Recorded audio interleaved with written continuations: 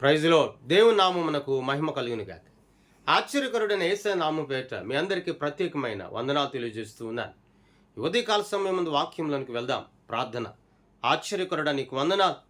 ఈ దినమందు నీ మాటలు విని గ్రహించి కృప దయచేయమని యేసయ్య నామమున అడుగుచున్నాము తండ్రి. ఆమేన్. దేవుని వాక్యంలోనికి మనం వెళ్దాం. గత 3 దినాలుగా ఆత్మఫలముల గూర్చి మనము ధ్యానిస్తూ ఉన్నాం. 4వ ఆత్మఫలం ఏమనగా గలతీయులకు రాసిన పత్రిక 5వ అధ్యాయం 22వ వచనాన్ని చదువుకుందాం. 4వ ఆత్మఫలం ఏది అంటే దీర్ఘశాంతము అని వ్రాయబడి ఉంది. దీర్ఘశాంతము అనగా దానికి అర్థం ఏంటంటే సహనం, సహించుట. చూడండి, చాలామంది జీవితాల్లో బ్రతుకుల్లో చిన్న బాధ వస్తే వారు సహించలేరు. దేవుని నమ్మిన వారిని నేడు దినాలు మనం చూస్తున్నప్పుడు వారిలో జ్వరం వచ్చినా, వారిలో రంపు వచ్చినా సహించలేని వారు ఎందరో ఉన్నారు. వారిలో శ్రమ వస్తే సహించలేని వారు ఎందరో ఉన్నారు. ఇంతమంది ఉన్నారు దేవుని నమ్మిన వారు, ఇంతమంది ఉన్నారు రక్షింపబడిన వారు, ఇది నాకే రావాలా అనే వారి ఫీలింగ్తో అనేది వారు జీవిస్తూ ఉంటారు. నేటి దినమందు క్రైస్తవ లోకంలో జీవించుచున్న నీ బ్రతుకులో, నీ జీవితంలో, నీ కుటుంబంలో ఎస్పెషల్లీ నీకు సహనం అనేది చాలా అవసరం. వచ్చుచున్నటువంటి ప్రతి శ్రమ కూడా, వచ్చుచున్న ప్రతి కష్టం, ప్రతి వేదన, ప్రతి బలహీనత, వీటిని బట్టి నీవు సహనం కలిగి ఉన్నప్పుడు దేవుని మహాకృప ద్వారా నీవు దీవించబడతావు, ఆశీర్వదించబడతావు.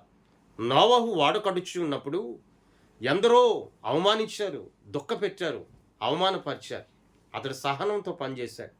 యోబు గారు శరీరం అంతా కూడా కులిపోయిన వ్యాధి చేత ఉన్న భార్య అయినా, బిడలైనా, లేక భార్య అయినా, స్నేహితులైనా అవమానపరిచినప్పుడు, దుఃఖపెట్టినప్పుడు, బిడలు చనిపోయిన తర్వాత దుఃఖము కలిగినప్పుడు కూడా అతడు సహనంతోనే దేవుని మీద ఆధారపడ్డాడు. అపోస్తలులైన పౌలు గారు రాళ్ళ చేత కొట్టబడినప్పుడు, వేడబడి ఉన్నప్పుడు, లేక బెత్తముతో కొట్టబడినప్పుడు కూడా అతడు సహనంతో ఉన్నాడు. ఇర్మియా అతడు విలపించే ప్రవక్తగా ఉన్న చెరసాల్లో బంధించినప్పటికీ అతడు సహనము కలిగి దేవుని స్తుతించాడు. దానియేలు చెరసాల్లో బంధించిన సహనము కలిగి దేవుని స్తుతించాడు. మీరు గమనించండి, ఇంతమంది భక్తులు మన పితరులు వారి సహనంతో వారు ఏ రీతిగా ఆత్మీయ జీవితాన్ని ముందుకు నడిపించారో, కొనసాగించారో, మరి ఈ రోజు నీ జీవితంలో వస్తున్న చిన్న చిన్న తొట్టులపాటు, చిన్న చిన్న బంధకం, చిన్న చిన్న ఆవేదన, చిన్న చిన్న కష్టం, వీటికి నువ్వు కుమిలిపోవడం కాదు. దీర్ఘశాంతము కలిగి నువ్వు నడిపించబడితే, దీర్ఘశాంతము కలిగి నువ్వు దేవుని మీద ఆనుకుంటే, దీర్ఘశాంతము కలిగి నువ్వు ఆయన మీద ఆధారపడి ప్రార్థన చేస్తే, నీ పట్ల కార్యము చేయగలిగిన దేవుడు నీ జీవితంలో అద్భుతాన్ని జరిగిస్తాడండి. ఈ రోజున సహనము లేనిటువంటి కుటుంబంలో, సహించలేని కుటుంబాల్లో ఎన్నో ఇబ్బందులు, కలవరాలు కలిగి ఇంకా అలాగనే ఉన్నారు, ఇంకా అదే జీవితాన్ని జీవిస్తున్నారు. మరి ప్రియుడును జగద్రక్షకుడైన యేసయ్య అంటాడు, 3వ ఆత్మఫలము, 4వ ఆత్మఫలము ఏది అంటే దీర్ఘశాంతం అనగా సహనం.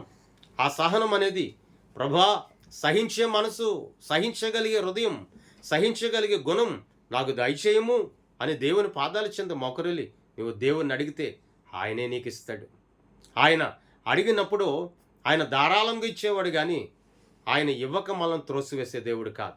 గనుక ఈ 4వ ఆత్మఫలమైన దీర్ఘశాంతము చేత నీవు, నీ కుటుంబం, నీ భర్త, నీ బిడ్డలు క్రీస్తులో దేవుని నామము ద్వారా ముందుకు నడిపించబడదురుగాక. ప్రార్థన. ఆశ్చర్యకరుడా నీకు వందనాలయ్యా. ఈ దినమందు ప్రత్యేకముగా నీ వాక్యముని విని గ్రహించిన మనస్సును మాకు దయచేసినందుకు నీకు స్తోత్రాలు. దీర్ఘశాంతమనే ఆత్మఫలమును మేమందరము పొందుకొని నడిపించబడదుముగాక. ఆత్మఫలము ద్వారా ఆదరించబడదుముగాక. ఆత్మఫలము ద్వారా మేము దీవించబడదుముగాక. తోడయుండండి. యేసయ్య నామమున అడుగుచున్నాము తండ్రి. ఆమేన్. దేవుని సన్నిధి మీ అందరికీ తోడయుండి నడిపించునుగాక. ఆమేన్, ఆమేన్, ఆమేన్. మీ అందరికీ వందనాలు తెలియజేస్తాను.